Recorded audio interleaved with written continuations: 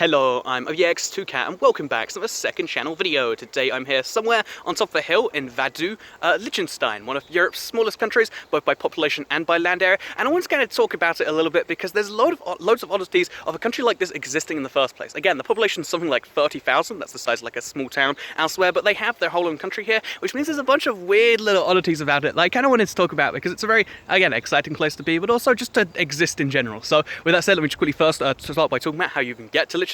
They have no airports of their own. They technically have some train stations that are served by Austrian, but very, very, infrequently. They have loads of, things like that, but there's no official proper ways in besides getting either, again, that very rare train from Austria, or by getting a bus from one of the surrounding countries, Germany, so they're only bordered by Austria and Switzerland, but you can also get a bus in from Germany if you really want to. But yeah, getting into Liechtenstein is very, very tricky, and because they don't have their own airport, and they're the only double landlocked country in Europe, one of the only two in the world, which means that every country around them doesn't have access to the sea either, it means there's no proper way into Liechtenstein besides going via one of those other two countries. And because those other two countries are all members of the EFTA and Schengen area like themselves, Liechtenstein has no proper borders. There's no, you can just walk in and out whenever you want. There's no properly secure borders to Liechtenstein because of the way that works, and that's very, very intriguing to me. So to get a Liechtenstein stamp in your passport, which you can pay them to do it. You can't ever do it officially though. There's no other reason they'd need to do it because again they're part of the EFTA and they don't have their own external border, which is very, very fascinating by itself.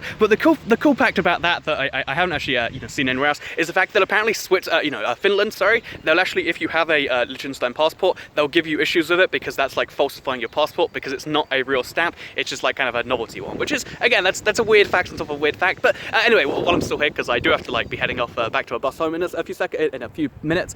Basically, you'll notice that's Vaduz Castle behind me. I don't know if I did mention that yet, but yeah, that is Schloss Vaduz. I'm horrible at the German. It's fine. But yeah, basically that castle behind me is really interesting because not only is it perched on top of a the hillside, looking over Vaduz, the capital city of Liechtenstein, in case you're curious. But it's also really interesting because once a year on one of the national holidays, the prince actually lives in there. This is a principality, so the Prince of Liechtenstein actually sometimes lives in there and will actually invite people once a year to just come drinking with him in that place. And isn't that cool that there is a country where once a year you can just go meet the prince, if you live there, that is. You can't really imagine that working anywhere else, but again, Liechtenstein, it kind of works. Also, isn't the scenery behind me beautiful? I want to look at it a little bit more. So yeah, as well as the castle being kind of interesting, another thing I find to be just fascinating about this place is they haven't had an army in something like 200 years. So unlike the Swiss, who believed in armed neutrality, they've got the mandatory military service, they've got they believe in arming themselves to protect themselves. Liechtenstein is kind of the opposite, where they're like, let's just not have an army. And they've never been involved in an armed conflict since they've done that. And even though once they were actually accidentally invaded by the Swiss, again, it was very recently, 5 years ago, and the Swiss had to apologize. And then the funny thing is the response from Liechtenstein was like, oh, we didn't actually notice that you accidentally, entered our territory of armed forces without us. And they're like, oh, it's kind of fine. And I just love that approach to international diplomacy. And speaking of international diplomacy, actually, they had that really weird, again, it's like the weirdest little thing that, you wouldn't really normally see in international relations, but they had this really weird dispute with the Czech Republic and Slovakia, where they refused to recognize either country was truly existent, because after World War II, they, Czechoslovakia, again, because they were one country at the time, after World War II, Czechoslovakia, seized some of their assets, believing they were German, and they were so upset about it, and they wouldn't give them back. They were like, no, we just won't recognize you as a country. And again, it's a little bit more formal than that, but the fact that they can just do stuff like that and be like, we're still bitter about it, so not really.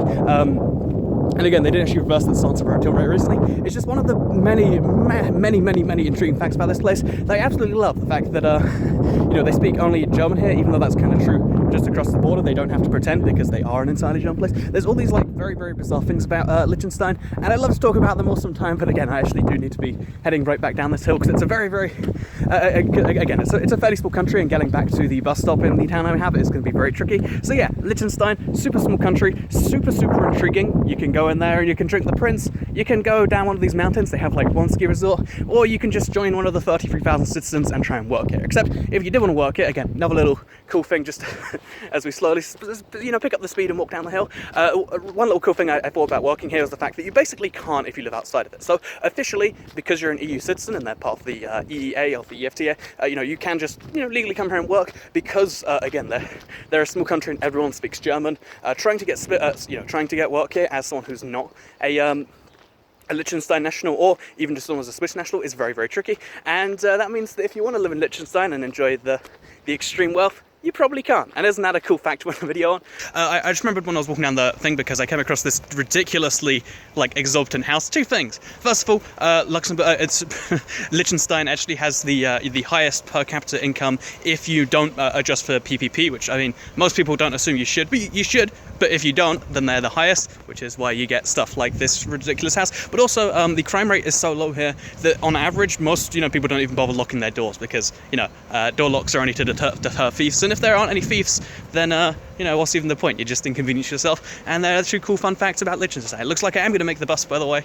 I've got something like 9 minutes left, and I think it's about 7 minutes to go. So let's see when I get there. But yeah, second channel, don't care. Goodbye.